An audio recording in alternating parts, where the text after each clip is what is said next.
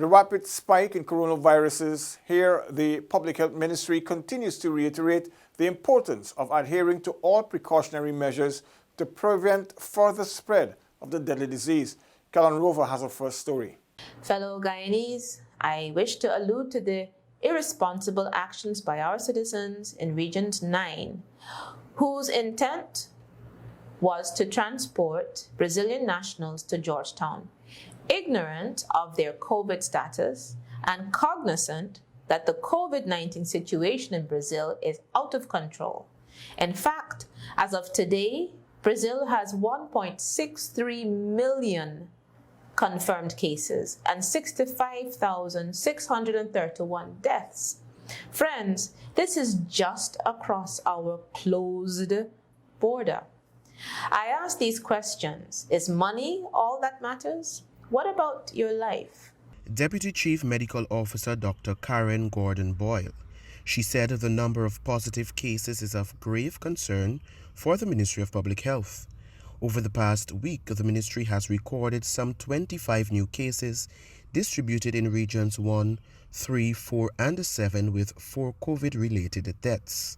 I shared with you last week the traumatic experience of a COVID-19 patient, as well as the unpredictable future of persons who have thankfully recovered but may be subject to medical conditions of kidney failure, lung damage, paralysis, among others, that they did not have before contracting the coronavirus disease.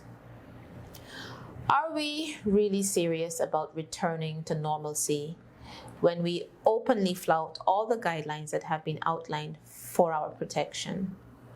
Are we saying that we are uncaring about our life and those of others around us? Where has our appreciation for life disappeared to? It is unfair to our healthcare workers, 10 of whom have become ill and have had to battle for their lives with COVID-19. And you know what this was totally unnecessary, but for your carelessness.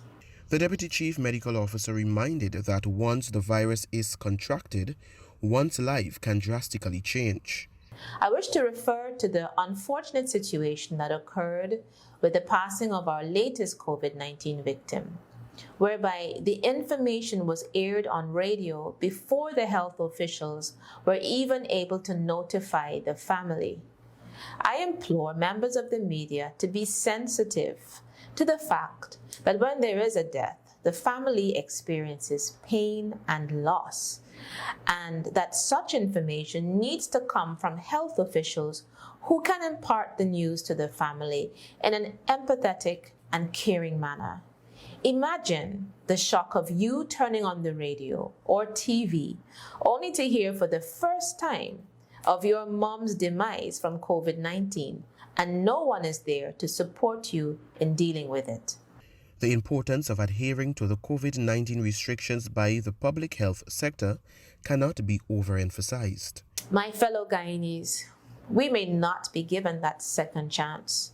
And remember, your carelessness could unnecessarily put our healthcare workers' lives at risk.